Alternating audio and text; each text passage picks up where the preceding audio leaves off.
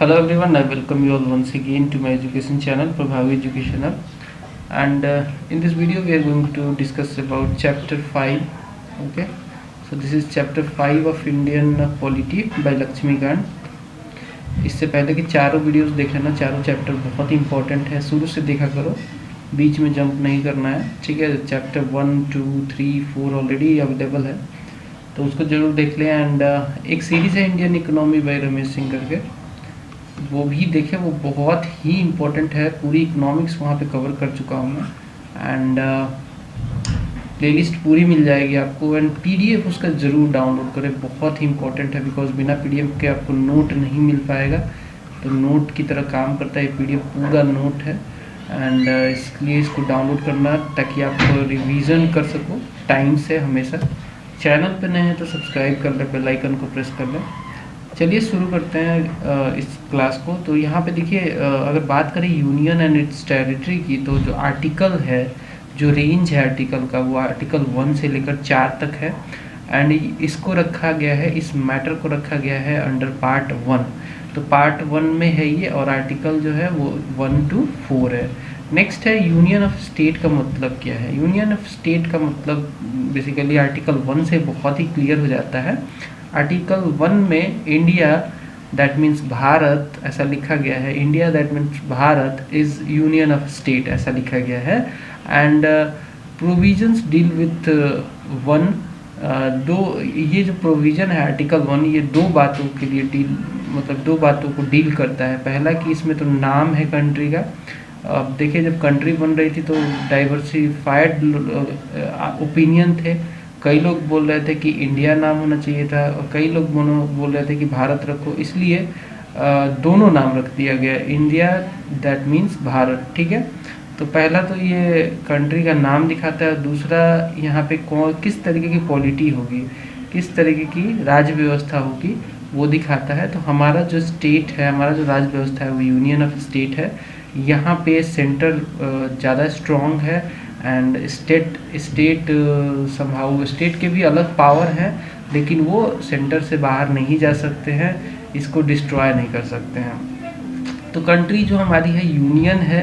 And constitution, लेकिन अगर बात करें तो हमारा फेडरल स्ट्रक्चर का है। मतलब क्या है कि यहाँ पे एक सेंटर है और बाकी फेडरेशन। फेडरल का मतलब है कि कई सारे स्टेट हैं, ठीक है।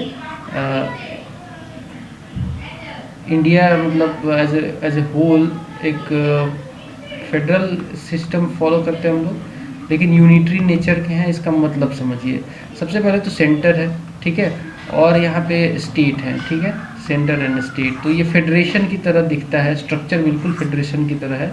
कई सारी क्वालिटीज़ जो हैं वो बिल्कुल यहाँ पे फेडरेशन की तरह दिखता है, बिकॉज सेंटर के अलग लिस्ट है, ठीक है। सेंटर का गवर्नेंस अलग लेवल पे होता है, स्टेट अपना अपना अलग जो स्टेट लिस्ट है उस पर काम करती है। तो सब कुछ है यहाँ पे, स्टेट वाला सिस्टम है, फेडरल वाला सिस्टम है, लेकिन ये यूनियन है। हम लोग यूनियन इस मामले में है, यूनियन इसलिए कहा गया है बिकॉज जो इंडियन फेडरेशन है is not the result of agreement among the states. तो ये जो हमारा फेडरेशन है वो ऐसा नहीं है कि स्टेट्स की मर्जी के उनके एग्रीमेंट से बना है, ऐसी बात नहीं है। हमारा जो स्ट्रक्चर है वो कहीं ना कहीं स्टेट, हमारे यहाँ जो स्टेट हैं उनको कोई राइट नहीं है कि वो भारतीय यूनियन से निकल जाए, ठीक है। और इसीलिए कहा गया है कि ये इनडिस्ट्रक्टिबल है, मतलब हमारा जो सिस्टम है वो इनडिस्ट्रक्टिबल है। यहाँ पे किसी भी स्टेट को राइट नहीं है कि सक्सीड कर सके, या फिर कह सकते हैं कि यूनियन से निकल सके। लेकिन अमेरिकन जो कॉन्स्टिट्यूशन है, अमेरिकन जो गवर्नेंस है, वहाँ पे पॉलिटी है, वो कहीं ना कहीं फेडरल सिस्टम है। वहाँ पे स्टेट्स के पास राइट है कि वो निकल सकती है फेडरेशन से। हालांकि अभी तक कोई निकला नहीं है, लेकिन डेफिनेटली वहाँ पे राइट है उन लोगों को, उन स्टेट को, कि वहाँ से वो लोग निकल सकते हैं। लेकिन हमारे अगर बिहार चाहे, यूपी चाहे, या फिर कोई भी साउथ का भी कोई स्टेट चाहे कि इंडियन सिस्टम से, इंडियन यूनियन से निकल जाए, तो ऐसा पॉसिबल नहीं है, कॉन्स्टिट्यूशन इसको अलाउ नहीं करता है। नेक्स्ट है टेरिटरी ऑफ इंडिया। 3 कैटेगरीज में डिवाइड किया गया है भारतीय टेरिटरी को। टेरिटरी ऑफ इंडिया को देख लेते हैं कौन कौन से कैटेगरी है। तो सबसे पहला है टेरिटरी ऑफ स्टेट्स, देन है यूनियन टेरिटरी, और लास्ट में आता है territory that may be acquired by government of India at any time. तो टेरिटरी ऑफ स्टेट जैसे कि आप यूपी, बिहार, महाराष्ट्र, मध्य प्रदेश, तेलंगाना, ये सब है स्टेट। इन ये सब टेरिटरीज अब स्टेट में कहलाती है। यूनियन टेरिटरीज मतलब UT of Delhi, union territory है जो दिल्ली का, फिर उसके बाद Pondicherry, Dadar and Nagar Haveli, then Andaman and Nicobar, Chandigarh, ये सब यूनियन टेरिटरीज हैं। यहाँ पे शासन जो है सीधा सेंटर का होता है, यहाँ पे इनके राइट्स नहीं है, यहाँ पे सब कुछ सेंटर के द्वारा गवर्नेंस किया जाता है। टेरिटरीज थर्ड कैटेगरी जो है territories that may be acquired by government of India at any time. देखिए गवर्नमेंट ऑफ इंडिया को पावर है कि कभी भी वो अपनी टेरिटरी या तो सक्सीड कर सकती है किसी कंट्री को, या फिर दूसरे कंट्री से वो टेरिटरी ले भी सकती है, एक्वायर भी कर सकती है। तो वैसी टेरिटरीज भी भारत मतलब कैटेगरी में आती हैं टेरिटरी ऑफ इंडिया की। तो 3 कैटेगरी मैंने आपको बताया। देन आता है name of state and union territories and their territorial extent first schedule. तो भारत में जो कॉन्स्टिट्यूशन है उसमें जो शेड्यूल है, टोटल 12 शेड्यूल है, जैसा कि आपको पता है अभी लेटेस्ट 12 शेड्यूल है। उसमें जो फर्स्ट शेड्यूल है वो टेरिटरी से डील करता है, वो नेम ऑफ स्टेट से डील करता है। Name of state and union territory से डील करता है फर्स्ट शेड्यूल। हमेशा याद रखना, क्वेश्चन ऐसे आता है कि भारत की कॉन्स्टिट्यूशन में कौन सा ऐसा शेड्यूल है जो name of state and union territories को डील करता है, तो आपको आंसर देना है फर्स्ट शेड्यूल। टोटल है 12 शेड्यूल, एक एक करके सबको जानेंगे अच्छे से। देन स्पेशल प्रोविज़न दिया गया है अंडर पार्ट 21। इसमें क्या दिया गया है कि महाराष्ट्र, गुजरात, नागालैंड, असम, मणिपुर, आंध्र प्रदेश, तेलंगाना, सिक्किम, मिजोरम, अरुणाचल प्रदेश, गोवा एंड कर्नाटक को दिया गया है कुछ स्पेशल प्रोविज़न। ये सारे स्टेट्स बाकी स्टेट से अलग हटके इनको कुछ कॉन्स्टिट्यूशन के द्वारा इनको प्रोविजंस दिए गए हैं, और जिनको रखा गया है पार्ट 21 ऑफ कॉन्स्टिट्यूशन। फिर से समझिए, इन स्टेट्स को कुछ स्पेशल पावर है, स्पेशल प्रोविजंस है बाकी स्टेट्स के अलावा, इसीलिए इनको अलग कैटेगरी में रखा गया है, अलग पार्ट में रखा गया है अंडर पार्ट 21। अब बात ये है कि क्या इनको अलग प्रोविज़न है, तो वो फर्दर क्लासेस में आपको मिल जाएगा, इसलिए कोई टेंशन की ज़रूरत नहीं है। बस इतना जानिए कि ये सारे स्टेट्स ऐसे स्टेट्स हैं जिनको कुछ अलग फैसिलिटीज़, अलग सुविधाएं, अलग प्रोविजंस हैं।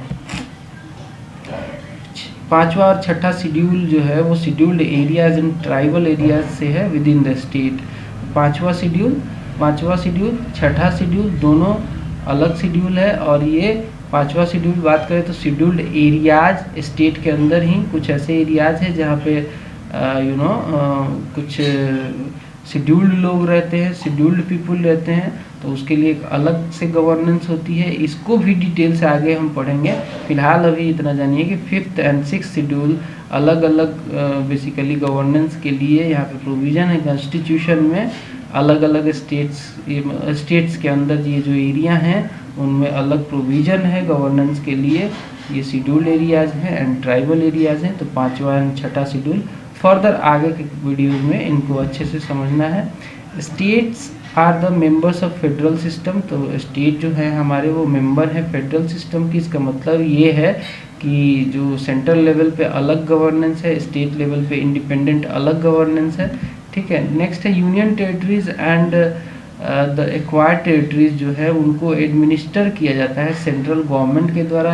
ये अलग अलग इनकी गवर्नेंस नहीं है। यूनियन टेरिटरीज के लिए ऐसा नहीं हो सकता कि वे खुद ही गवर्न करे, इसलिए सेंटर वहाँ पे उसको गवर्न करती है, ठीक है। यूनियन टेरिटरीज को या फिर कोई एक्वायर्ड टेरिटरीज है वहाँ पे सेंटर उनको गवर्न करती है। नेक्स्ट है सीसेशन।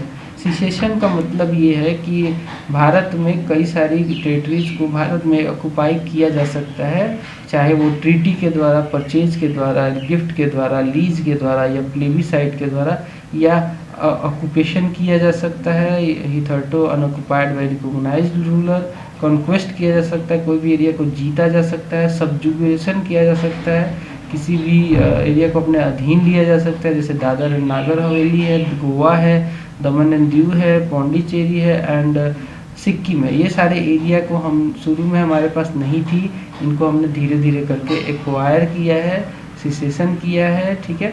तो ये ऐसा नहीं है कि भारत का जो एरिया है अभी इतना ही रहेगा, ये फ्यूचर में भी बदल सकता है। कई सारे ऐसे एरिया है जो भारत टेक ओवर कर सकता है, तो भारत के पास ये राइट है। दादर एंड नागर हवेली हमारे पास शुरू में नहीं था, लेकिन अब हमारे पास ये है। ये पुर्तगालियों के हाथ में था, गोवा पुर्तगालियों के हाथ में था, पौंडीचेरी फ्रेंच गवर्नमेंट के हाथ में थी, सिक्किम चोग्याल के शासक थे उनके हाथ में थी, लेकिन धीरे धीरे इन सब एरियाज़ को भारत ने अपने अंडर ले लिया है। अब ये भारत की अभिन्न अंग है, ठीक है। नेक्स्ट है आर्टिकल 2। आर्टिकल 2 क्या कहता है? आर्टिकल 2 दो पावर देता है पार्लियामेंट को। पहला ये देता है कि भाई आपको पावर है कि आप एडमिट कर सकते हैं किसी भी union, the power to admit into the union of India new state. Union of India में कोई भी नया स्टेट आप इंक्लूड कर सकते हैं। दूसरा पावर ये है कि the power to establish new state. एक दो मतलब है इसका, समझिए, बड़े ध्यान से समझिए। ए जो पावर है पार्लियामेंट को मिला है, उसमें कहा जाता है कि कोई ऑलरेडी एग्जिस्टेड स्टेट है उसको आप यूनियन में मिला सकते हैं, आपके पास पावर है। ये पावर देता है आर्टिकल 2। और दूसरा पावर ये देता है कि आप एक नया स्टेट इस्टेब्लिश कर सकते हैं, आपके पास ये भी पावर है कि आप एक नया स्टेट बिल्कुल नया स्टेट आप बना सकते हैं। ऐसा पावर भारत को है, ठीक है। आर्टिकल 2 के द्वारा कॉन्स्टिट्यूशन हमें देता है। नेक्स्ट है आर्टिकल 3। क्या है? आर्टिकल 3 कहता है कि इंटरनल रीएडजस्टमेंट हमारी सरकार मतलब इंडिया या फिर भारत कर सकता है इंटर से of territories of the constituent state of union of India. मतलब कि भारतीय जो स्टेट हैं या फिर जो यूनियन में स्टेट है, हमारे जो यूनियन ऑफ इंडिया में जितने स्टेट्स हैं उनको एडजस्ट करके या तो उनको दो स्टेट को मिलाकर एक कर दो, एक स्टेट को बांट कर दो कर दो। ऐसा करके भी भारत स्टेट्स बना सकता है, अलग टेरिटरी बना सकता है एडजस्ट करके।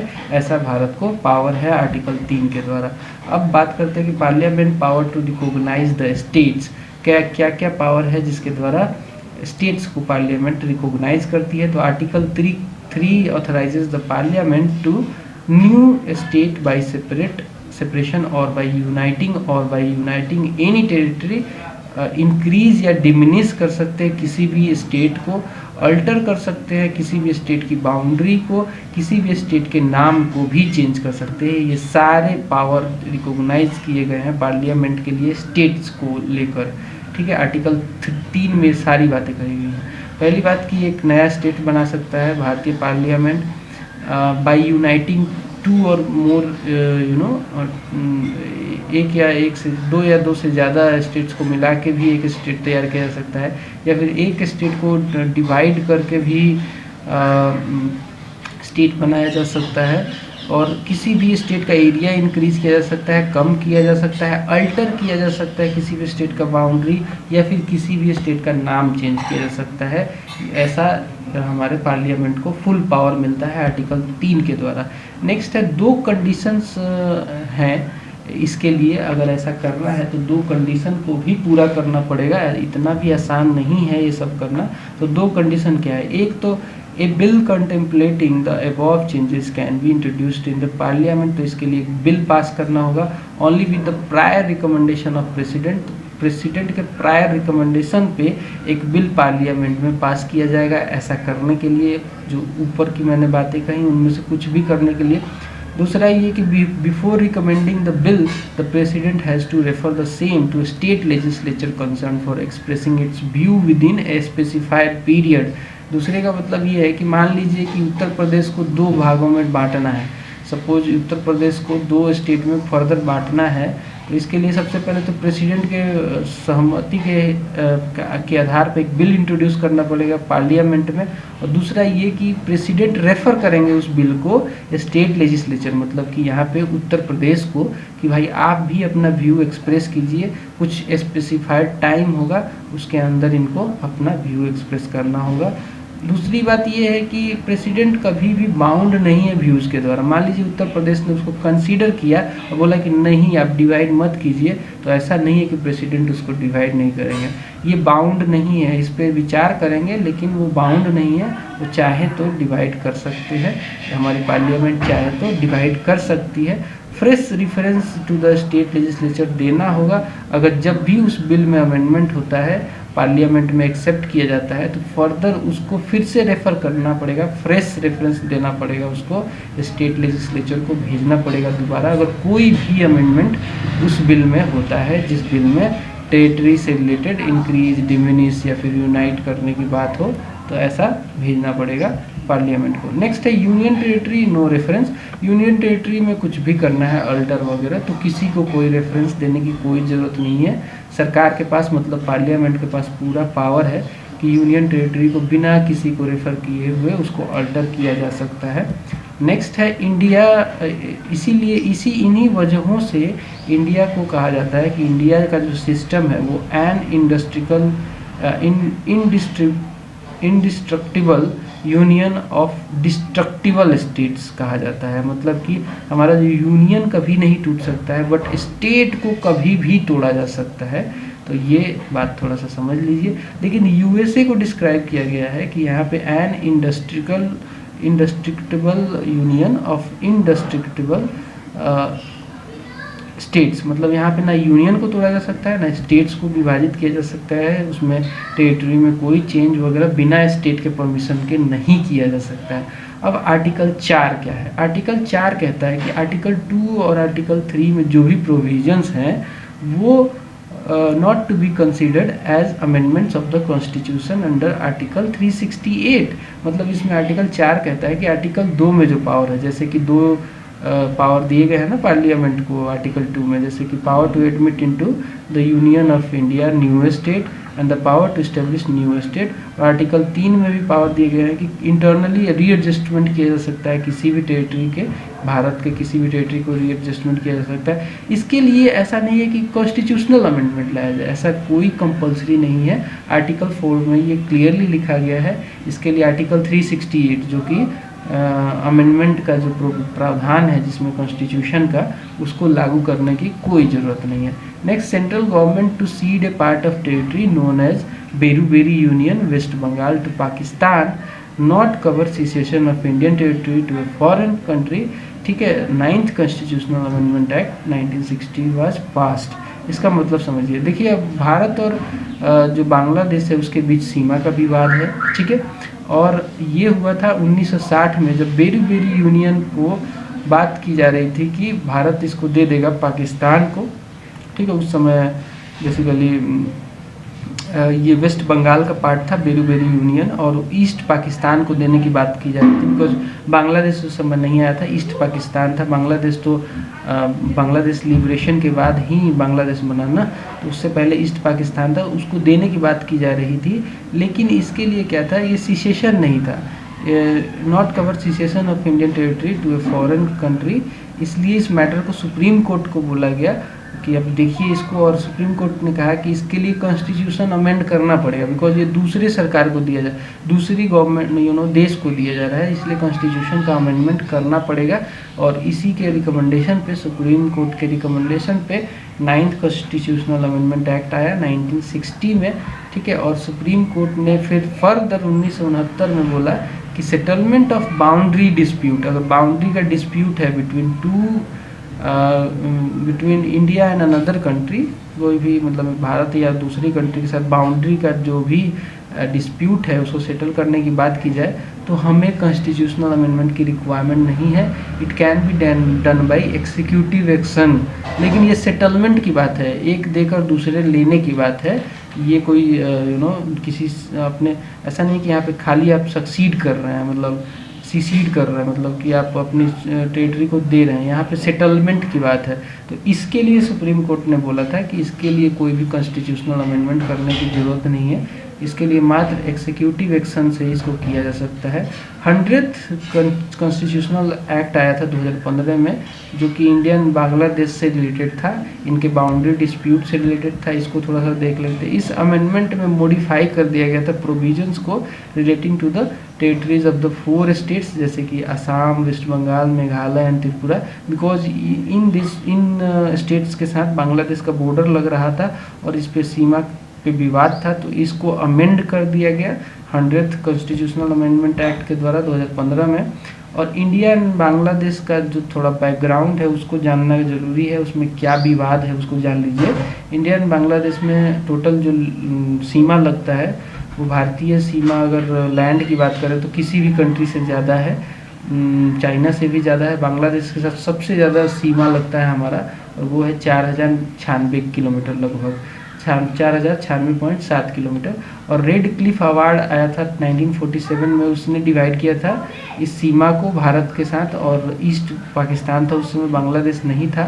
बांग्लादेश तो बाद में लिबरेशन हुआ, ठीक है। उसके बाद फिर डिस्प्यूट हो गया, मतलब बाउंड्री को लेकर विवाद हो गया। फिर बेगे अवार्ड आया 1950 में, उसमें भी ठीक से सेटल नहीं हो पाया। नेहरू नून एग्रीमेंट हुआ 1958 में, उससे भी मामला ठीक ठाक नहीं बना। देन बेरी यूनियन को 9th अमेंडमेंट एक्ट के द्वारा दिया गया। कंटिन्यूअस लिटिगेशन हुआ, लेकिन देने की बात चल रही थी बेरी यूनियन को, लेकिन कंटिन्यूअस लिटिगेशन आ गया, मतलब कई लोगों ने केस कर दिया एंड इसको नोटिफाई नहीं कर सके हम लोग, इसको लागू नहीं कर पाए। लेकिन लास्ट में 16 मई 1974 को एक एग्रीमेंट हुआ भारत और बांग्लादेश के बीच में, जिसमें इसको एग्रीमेंट को भी रेटिफाई नहीं कर पाए। इसमें भी यही था कि कुछ बाउंड्रीज को इधर उधर करेंगे, ठीक है, तो वो भी हम लोग रेटिफाई नहीं कर पाए। It involve inter area transfer of territory which requires a constitutional amendment, इस वजह से इसको रेटिफाई नहीं किया गया। देन बाद में प्रोटोकॉल साइन हुआ 6 सितंबर 2011 को दोनों देशों के बीच में, भारत और बांग्लादेश के बीच में। और यहाँ पे कहीं ना कहीं लास्टली सपोर्ट एंड कॉन्करेंस मिला इन 4 स्टेट का, असम, मेघालय, त्रिपुरा एंड वेस्ट बंगाल का कंसर्न मिला, इसमें इन्होंने सहमति दिखाया। और इसके बाद ही 2015 में वो जो बाउंड्री का विवाद था उसको सेटल किया गया था 100th जो अमेंडमेंट के द्वारा, ठीक है। तो ये बैकग्राउंड था। अब हम बात करेंगे evolution of states and union territories, कैसे कैसे हमारे स्टेट्स इवोल्यूट हुए हैं, कैसे कैसे उनका मतलब उसमें चेंजेस आया है, कैसे कैसे उसको जान लेते हैं। सबसे पहले इंटीग्रेशन ऑफ प्रिंसली स्टेट्स देख लेते हैं, ठीक है। तो हमारा जब भारत आज़ाद हुआ था, आज़ादी के समय, तो उस समय इंडिया इंडिपेंडेंस एक्ट पास हुआ था, उसमें 3 ऑप्शन दिया गया था प्रिंसली स्टेट्स को। ये लोग शुरू में ज्वाइन नहीं कर रहे थे, तो इनको बोला गया कि आप या तो ज्वाइन कीजिएगा इंडिया, या फिर ज्वाइन कीजिएगा पाकिस्तान, या फिर आप इंडिपेंडेंट रह सकते हैं। ये 3 प्रोविज़न इनको दिया गया था। उस समय टोटल 552 प्रिंसली स्टेट थे situated with in the geographical boundaries of India. India के जोग्राफिकल बाउंड्री में इतने प्रिंसली स्टेट्स थे, जिनमें से 549 ने ज्वाइन कर लिया इंडिया को तुरंत ही। एंड रिमेनिंग 3 जो थे, जैसे हैदराबाद, जूनागढ़ एंड कश्मीर, इनका नाम याद कर लो, ये क्वेश्चन आता है। ये 3 जो स्टेट प्रिंसली स्टेट थे, हैदराबाद, जूनागढ़ और कश्मीर, ये ज्वाइन नहीं कर रहे थे, दे रिफ्यूज टू ज्वाइन। तो इनको ज़बरदस्ती, हैदराबाद को पुलिस एक्शन के द्वारा ज्वाइन कराया गया, जूनागढ़ को बेसिकली वहाँ पे लोगों में रेफरेंडम किया गया कि भाई आप ज्वाइन करना चाहते हो कि नहीं, तो इन्होंने सपोर्ट में रेफरेंडम किया, बोला कि हम ज्वाइन करना चाहते हैं, तो जूनागढ़ को भी भारतीय यूनियन में शामिल कर लिया गया। लास्ट में बारी आई कश्मीर की, तो कश्मीर को बेसिकली राजा हरि सिंह उस समय जो पाकिस्तानी काबिलियाई थे उन्होंने अटैक कर दिया था, तो उन्होंने डर के मारे हरि सिंह ने इंस्ट्रूमेंट ऑफ एक्सेशन इंडिया के साथ साइन कर लिया था, कश्मीर को भी भारत का अभिन्न अंग बना लिया गया था। देन 1950 में जो नंबर ऑफ स्टेट थे वो टोटल 29 थे। इनको 4 पार्ट में बांटा गया था, part A, part B, part C, part D में। पार्ट ए में वैसे स्टेट थे जो कि 9 थे, 9 erstwhile governor province of British territory.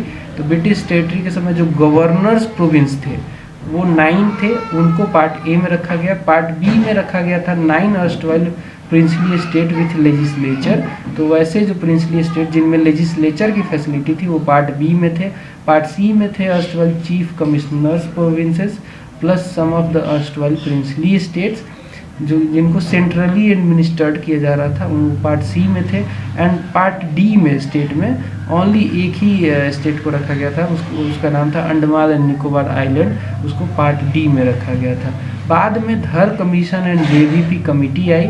ये क्या था, ये बेसिकली इसके बाद भी स्टेट्स में बेसिकली स्पेशली साउथ में ऐसा उठने लगा कि भाई स्टेट्स का रीऑर्गेनाइजेशन होना चाहिए, लिंग्विस्टिक बेसिस होना चाहिए इसका।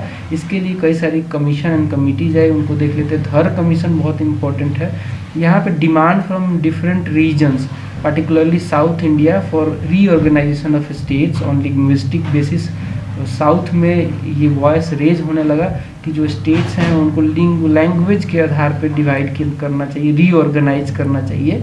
इसी के वजह से सरकार ने जून 1948 में linguistic province commission under the chairman of SK. धर एक कमीशन बनाया और इस कमीशन ने अपना रिपोर्ट सबमिट किया दिसंबर 1948 में। इन्होंने बेसिकली रिकमेंड किया कि भाई लिंग्विस्टिक बेसिस नहीं होना चाहिए इसके रीऑर्गेनाइजेशन के लिए। तो इन्होंने क्लियर कट मना कर दिया, बोला कि रीऑर्गेनाइजेशन का जो बेसिस होना चाहिए वो होना चाहिए एडमिनिस्ट्रेटिव कन्वीनियंस। सरकार को जैसे मतलब शासन करने में आसान लगे वैसे ही गवर्नेंस इसको रीऑर्गेनाइज करना चाहिए।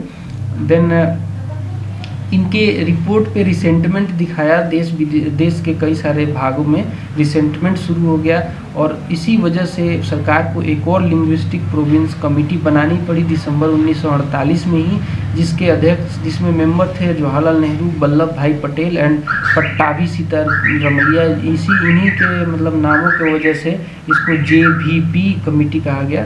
J stands for Jawaharlal Nehru, V for Vallabh Bhai Patel and P stands for Pattabhi Sitaramayya. इन्होंने अपना रिपोर्ट जो है वो अप्रैल 1949 में इन्होंने अब सबमिट किया और बोला कि रिजेक्ट कर दिया लैंग्वेज को। इन्होंने अगेन बोला कि लैंग्वेज को बेसिस नहीं बना सकते हैं, लैंग्वेज के आइडिया को रीऑर्गेनाइजेशन के मामले में इन्होंने अगेन रिजेक्ट कर दिया। और इसी वजह से फिर क्या हुआ, अक्टूबर 1953 में गवर्नमेंट ऑफ इंडिया को फोर्सफुली आंध्र स्टेट बनाना पड़ा by separating the Telugu speaking areas from the Madras state. Madras state से जो तेलुगु बोलने वाले लोगों को हटाकर एक अलग ही स्टेट बनाया गया जिसको आंध्रा स्टेट बोला गया, ठीक है। और ये इसलिए बनाना पड़ा बिकॉज एक एजिटेशन एंड डेथ हो गया था पोट्टी श्रीरामुलु का। पोट्टी श्रीरामुलु एक बहुत ही इम्पोर्टेंट व्यक्तित्व है स्टेट रीऑर्गेनाइजेशन में और आंध्रा के स्टेट के बनने में इनका बहुत बड़ा योगदान था। इन्होंने क्या, ये कांग्रेस के ही थे और इन्होंने एजिटेशन शुरू कर दिया और फास्ट अनटू डेथ पे बैठ गए और ये 56 दिन का हंगर स्ट्राइक किया इन्होंने और 56वें दिन इनका देहांत हो गया। और इसी के वजह से सरकार को फोर्सफुली घुटने पे आना पड़ा और ये आंध्रा स्टेट बनाना पड़ा by separating Telugu speaking areas from Madras state. Then Fazal Ali commission आई, फर्दर भी डिमांड बढ़ता ही गया क्योंकि लोग चाहते थे कि जो स्टेट का रीऑर्गेनाइजेशन वो लैंग्वेज के बेसिस पे हो, तो सरकार को अगेन फजल अली कमीशन बैठाना पड़ा।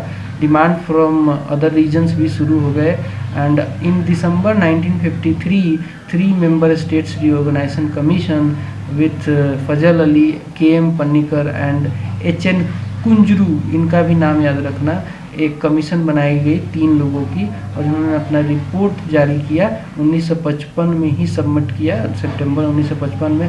और इन्होंने एक्सेप्ट किया लैंग्वेज के बेसिस को। इन्होंने बोला कि लैंग्वेज होना चाहिए स्टेट के रीऑर्गेनाइजेशन का बेसिस और रिजेक्ट कर दिया theory of 1 language 1 state 4 major factors की वजह से। इन्होंने बोला कि देखिए एक लैंग्वेज और एक स्टेट नहीं हो सकता है, इसके 4 कारण हैं। इन्होंने बोला कि देखिए जो स्टेट का रीऑर्गेनाइजेशन होगा अब लैंग्वेज के बेसिस में, उसमें 4 फैक्टर्स को सरकार को ध्यान रखना चाहिए।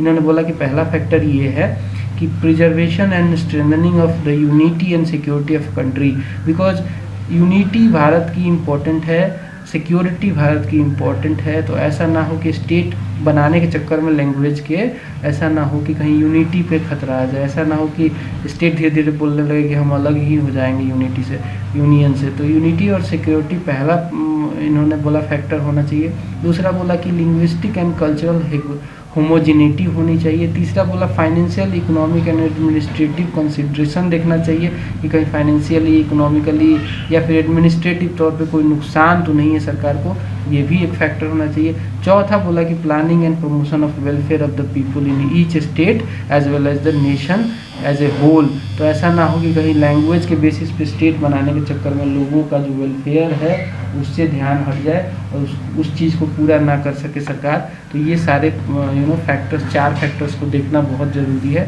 ऐसा फजल अली कमीशन ने कहा। देन इन्होंने ये भी सजेस्ट किया कि एबोलिश कर देना चाहिए 4 फोल्ड क्लासिफिकेशन को, और इनके सजेशन पे ही बेसिकली जो 4 फोल्ड स्टेट्स थे, जैसे कि पार्ट ए में थे, पार्ट बी में, पार्ट सी में, पार्ट डी में, इनको ख़त्म करके 16 इन्होंने बोला कि नए स्टेट्स बनाने चाहिए और 3 सेंट्रली एडमिनिस्ट्रेटेड टेरिटरीज बनाने चाहिए। गवर्नमेंट ऑफ इंडिया ने इसको एक्सेप्ट किया विथ माइनर मॉडिफिकेशन, और इसी रिकमेंडेशन के एक्सेप्टेंस के आधार पे स्टेट्स रीऑर्गेनाइजेशन एक्ट पास किया गया 1956 में। ये क्वेश्चन आता है कि स्टेट रीऑर्गेनाइजेशन एक्ट कब पास किया गया था, तो 1956 में पास किया गया था। ठीक है, ये याद रख लो, ये क्वेश्चन आता है। एंड एक 7वां कॉन्स्टिट्यूशनल अमेंडमेंट एक्ट आया था 1956 में ही। Distinction between part A and part B states was done away with, तो दोनों को अलग जो थे उनको ख़त्म कर दिया गया। पार्ट सी स्टेट को एबोलिश कर दिया गया बिल्कुल, and some of them were merged with adjacent states and some other were designated as union territories. As a result 14 states उस समय बन के आए, 6 यूनियन टेरिटरीज बन के आए, एंड ये उनका क्रिएशन हो गया नवंबर 1, 1956 को। नेक्स्ट देखते हैं, नए स्टेट भी बने उस समय इसी रीऑर्गेनाइजेशन के द्वारा, जैसे केरल बना by merging Travancore and Cochin state with Malabar district of Madras state and Kasaragod South Kanara. ये सब मिला के केरल बन गया, जो कि एक नया स्टेट था, इससे पहले उसका नाम नहीं था। तेलुगु स्पीकिंग एरियाज़ को जो हैदराबाद में तेलुगु स्पीकिंग एरियाज़ थे और आंध्रा स्टेट में जो तेलुगु स्पीकिंग एरियाज़ थे, इनको मिला के आंध्र प्रदेश स्टेट बना दिया गया। देन मध्य भारत स्टेट और विंध्य प्रदेश स्टेट को और भोपाल स्टेट को, तीनों को मिला के मध्य प्रदेश स्टेट बना दिया गया। Then Saurashtra state, Kutch state और बॉम्बे स्टेट और कुर्ग स्टेट को मिलाकर मैसूर स्टेट बना दिया गया। And Patiala and east Punjab state, जिसको पेप्सू कहते हैं, इसको मिलाकर पंजाब स्टेट बना दिया गया। देन अजमेर स्टेट को राजस्थान स्टेट में मिला दिया गया।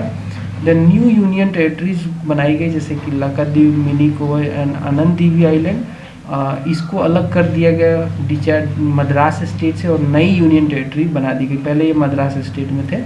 Then new states and union territories created after 1956। 1956 के रीऑर्गेनाइजेशन के बाद भी पब्लिक में एजिटेशन होता रहा है, समाज में ये मांग बढ़ती रही है कि फिर से इसको रीऑर्गेनाइज किया जाए। कई सारे स्टेट में डिमांड बढ़ता रहा है कि हमें अलग करो, हमें इस एरिया से अलग करके अलग स्टेट बनाओ। तो ये डिमांड की वजह से भी कई सारे स्टेट बने हैं 1956 के बाद, तो उनकी चर्चा कर लेते हैं। बॉम्बे डिवाइड हुआ सबसे पहले, बॉम्बे स्टेट, उसको डिवाइड कर दिया गया लैंग्वेज के बेसिस पे। वहाँ पे 2 तरीके की भाषा बोले जाते थे मेजर, एक तो मराठी और दूसरा गुजराती, तो उनको दोनों को अलग अलग कर दिया गया। 1960 में गुजरात 15वां स्टेट बन गया। देन दादर एंड नागर हवेली को, जहाँ पे पुर्तगीज शासन चल रहा था कंटिन्यूसली, 1954 में उनको लिबरेशन मिल गया, भारत ने इसको लिबरेट करा लिया पुर्तगीज से, एंड इसको कन्वर्ट कर दिया गया एक यूनियन टेरिटरी में 10th कॉन्स्टिट्यूशनल अमेंडमेंट एक्ट 1961 के द्वारा। देन गोवा, दमन, दीव, ये जो है इनको, यहाँ पे भी पुर्तगीज का शासन था। यहाँ पे पुलिस एक्शन किया गया 1961 में, और इसको छुड़ा लिया गया पुर्तगीज से, और पुर्तगालियों को यहाँ से हटा दिया गया और भारत के अंडर ले लिया गया। यूटी बना दिया गया इसको 12वां कॉन्स्टिट्यूशनल अमेंडमेंट एक्ट 1962 लाके, और 1987 में गोवा को फर्दर स्टेटहुड मिल गया, गोवा इंडिपेंडेंट स्टेट बन गया। देन पौंडीचेरी की बात करें तो यहाँ पे फ्रेंच इस्टेब्लिशमेंट था, और French establishment not only Puducherry, Karaikal, माहे और यानाम में था। इन्होंने हैंडओवर कर दिया, फ्रेंच ने हैंडओवर कर दिया इन टेरिटरीज़ को भारत को 1954 में, और इनको एक्वायर्ड टेरिटरीज बना के रखा गया 1962 तक। बाद में इसको यूनियन टेरिटरी बना दिया गया 14वें कॉन्स्टिट्यूशनल अमेंडमेंट एक्ट लाके। देन नागालैंड 1963 में Naga hill and Tuensang areas out of state of Assam. तो देखिए नागा मूवमेंट चल रहा था उसमें, नागा चाहते थे कि जो नागा स्पीकिंग एरिया है असम का, जैसे कि सेंसांग एरिया, उसको नागा लैंड बना दिया जाए, नागा लैंड बना दिया जाए, और इनके डिमांड पे 1963 में इसको 16वां स्टेट बनाया गया नागालैंड को। ठीक है, देन हरियाणा, चंडीगढ़ और हिमाचल प्रदेश भी बने 1966 में। पंजाब को बाइफरकेट कर दिया गया और क्रिएट किया गया हरियाणा 17वां स्टेट बना और एक यूनियन टेरिटरी चंडीगढ़ भी बनी। रिकमेंडेशन ऑफ शाह कमीशन के ही रिकमेंडेशन पे ये सब कुछ हुआ था। हो क्या रहा था कि जो सिख थे वहाँ पे डिमांड कर रहे थे पंजाब में कि हम अलग रहना चाहते हैं, और जो हिंदी भाषी लोग थे, जो हरियाणा के लोग थे, इनसे अलग हो जाए। तो बेसिकली एक शाह कमीशन बैठी, कमीशन के रिकमेंडेशन पे ऐसा किया गया कि हर जो पंजाब था वहाँ से जो हिंदी भाषी लोग थे, जो खड़ी बोली बोलते थे, इनको हटा के पंजाब के जो पंजाबी बोलने वाले लोग थे उनको अलग कर दिया, पंजाब बना दिया, हरियाणा बना दिया और चंडीगढ़ को बना दिया यूनियन टेरिटरीज़। और जो उस समय जो कुछ हिल एरियाज़ थे पंजाब के, उनको union territories of Himachal Pradesh में मिला दिया गया 1971 में। इसको स्टेटशिप दे दिया गया। तो 1971 में हिमाचल प्रदेश को स्टेट भी बना दिया गया। नेक्स्ट है मणिपुर, त्रिपुरा एंड मेघालय, इनको 1972 में बेसिकली स्टेट बना दिया गया और 2 यूनियन टेरिटरीज भी बनाई गई, Mizoram and Arunachal Pradesh, originally known as North East Frontier Agency NEFA. और ये सब कुछ हुआ 22वें कॉन्स्टिट्यूशनल अमेंडमेंट एक्ट 1969 के द्वारा। नेक्स्ट आता है सिक्किम की थोड़ी कहानी अच्छी खासी है, इसको अच्छे से समझना। सिक्किम 1947 तक यहाँ पे इंडियन पिछली स्टेट था ये, और ये रूल किया जा रहा था चोग्याल डायनेस्टी के द्वारा। अब ये बाद में प्रोटेक्टोरेट ऑफ इंडिया बन गया, क्योंकि लोगों की डिमांड हुई कि भाई यहाँ पे भारत का कुछ सहयोग मिले, तो हमें प्रोटेक्टोरेट ऑफ इंडिया बना दिया गया बेसिकली सिक्किम को। और भारत देखने लगी defence, external affairs and communication of Sikkim, 3 matter को भारत देखने लगी। 1974 में सिक्किम के लोगों ने अपना डिज़ायर एक्सप्रेस किया कि भाई वो भारत में फर्दर मिलना चाहते हैं। तो 35वां कॉन्स्टिट्यूशनल अमेंडमेंट एक्ट पास हुआ भारत में पार्लियामेंट में 1974 में, और एक नया स्टेटहुड का क्लास ला दिया गया जिसको कहा गया एसोसिएट स्टेट। मतलब पूर्णतः स्टेट नहीं है बट एसोसिएट स्टेट सिक्किम को बनाया गया था 35वें कॉन्स्टिट्यूशनल अमेंडमेंट एक्ट में। इसका मतलब ये था कि आर्टिकल 2A जोड़ना पड़ा भारतीय आर्टिकल्स में, और एक नया शेड्यूल भी जोड़ना पड़ा, 10th schedule containing the terms and conditions of association के टर्म्स एंड कंडीशन भी बनाया गया। लेकिन कहीं ना कहीं वहाँ पे स्टिल लोगों का जो एस्पायरेशन था वो फुलफिल नहीं हो पा रहा था। तो 1975 में सिक्किम में रेफरेंडम रखा गया। तो ज़्यादातर सिक्किम वाले लोगों ने बोला कि भारत में हम पूरी तरीके से मिलना चाहते हैं, Sikkim becoming an integral part of India only after that referendum. और 36वां कॉन्स्टिट्यूशनल अमेंडमेंट एक्ट आया 1975 में, और सिक्किम को 22वां स्टेट बना दिया गया और अमेंड कर दिया गया फिर से 1st and 4th शेड्यूल को to constitution and added new article 371F, जिसमें सर्टेन स्पेशल प्रोविजंस भी दिए गए सिक्किम को, और रिपील कर दिया गया, मतलब ख़त्म कर दिया गया आर्टिकल 2A को और 10वें शेड्यूल को। तो ये कहानी थोड़ी अच्छी से आप समझना, ठीक है। नेक्स्ट है मिजोरम, अरुणाचल प्रदेश और गोवा। 1987 में इनको भी स्टेटशिप मिल गया। यूनियन टेरिटरी था मिजोरम पहले। मिजोरम पीस एकॉर्ड साइन हुआ 1986 में between central government and Mizo national front. ये बेसिकली ये लोग इंसर्जेंसी में थे, 2 डिकेड से ये चाहते थे कि इनको बेसिकली स्टेटशिप मिले, और लास्टली इनको मिल गया 1987 में। गोवा को भी मिला। देन नेक्स्ट है छत्तीसगढ़, उत्तराखंड एंड झारखंड इन 2000। ये तो लेटेस्ट था, इस समय तो सबने देखा होगा। छत्तीसगढ़ बनाया गया, उत्तराखंड बनाया गया और झारखंड बनाया गया। बिहार को 2 भागों में बांट दिया गया, झारखंड आ गया। यूपी को 2 भागों में बांट दिया गया, उत्तराखंड आ गया। और MP को 2 भागों में बांट दिया गया और छत्तीसगढ़ आ गया, ठीक है। नेक्स्ट है तेलंगाना 2014 में आंध्र प्रदेश से अलग होकर बना, और एक नया स्टेट तेलंगाना आ गया 29वें स्टेट के तौर पे। आंध्र प्रदेश रिओर्गेनाइजेशन एक्ट 2014 के तहत ये आया। हैदराबाद को ज्वाइंट कैपिटल रखा गया for both the states, Telangana and अपना आंध्र प्रदेश के लिए 10 सालों के लिए। बाद में अमरावती होगी आंध्र प्रदेश की दूसरी मतलब राजधानी 10 सालों के बाद। आंध्र प्रदेश हाई कोर्ट भी को रीनेम कर दिया गया, हैदराबाद हाई कोर्ट बना दिया गया। दोनों को कॉमन, बेसिकली इसको कॉमन रख दिया गया दोनों स्टेट्स के लिए। देन अगला है यहाँ पे, अब देखिए लेटेस्ट ये भी हुआ है कि जम्मू कश्मीर को भी स्पेशल स्टेटस ख़त्म कर दिया गया है और इंडियन यूनियन में शामिल कर लिया गया है। गवर्नमेंट ने यहाँ पे एक्सटेंड कर दिया है सारे provisions, all provisions of the constitution to the state in one go, एक बार में ही डाउन साइज कर दिया है स्टेट को 2 यूनियन टेरिटरीज में, union territories of JNK and union territory of Ladakh. और यहाँ पे अब आप कोई भी जाके यहाँ पे प्रॉपर्टी खरीद सकता है एंड वोट कर सकता है यहाँ के स्टेट में। तो पहले क्या था कि वी वर प्रोहिबिटेड, वहाँ पे जाके प्रॉपर्टी नहीं खरीद सकते थे, बहुत सारे रिस्ट्रिक्शन थी, वो सब कुछ खत्म हो गया। इसको थोड़ा डिटेल में पढ़ना, करंट अफेयर्स का पार्ट है ये। नेक्स्ट है चेंज ऑफ नेम्स, कितनी बार तो नाम चेंज हुए हैं हिस्ट्री में हमारे यूनियंस हमारे स्टेट्स का, तो उसको जान लेते हैं। यूनाइटेड प्रोविंस का सबसे पहले नाम चेंज हुआ था, उत्तर प्रदेश रखा गया था 1950 में। देन 1969 में मद्रास को रीनेम किया गया था तमिलनाडु में। 1973 में मैसूर को कर्नाटक बना दिया गया था और उसी साल लक्षद्वीप, मिनिकॉय और अमनदीवी आइलैंड को रीनेम कर दिया गया लक्षद्वीप। देन 1992 में यूनियन टेरिटरीज ऑफ दिल्ली को रीडिजिग्नेट किया गया। यहाँ पे देखिए रीनेम नहीं है, रीडिजिग्नेट किया गया था, इसमें एरिया ऐड किया गया था, ठीक है, as the national capital territory of Delhi, but statehood नहीं दिया गया। और ये ऐसा किया गया, इसके लिए कॉन्स्टिट्यूशनल अमेंडमेंट की ज़रूरत पड़ी थी और वो था 69th कॉन्स्टिट्यूशनल अमेंडमेंट एक्ट 1991। कई बार क्वेश्चन आता है। देन नेक्स्ट है 2006 में उत्तरांचल को रीनेम कर दिया गया उत्तराखंड, और पौंडीचेरी को इसी साल ही रीनेम कर दिया गया पुडुचेरी। देन 2011 में उड़ीसा को रीनेम कर दिया गया ओडिशा को उड़ीसा, ठीक है। So that's all from this video, इतना ही था इस क्लास में। उम्मीद करता हूँ कि ज़रूर पसंद आया होगा। पसंद आया तो लाइक करना, शेयर करना, सब्सक्राइब करना इस चैनल को, और पढ़ते रहो। तब तक के लिए नमस्कार, अगले वीडियो में मिलते हैं, तब तक के लिए नमस्कार।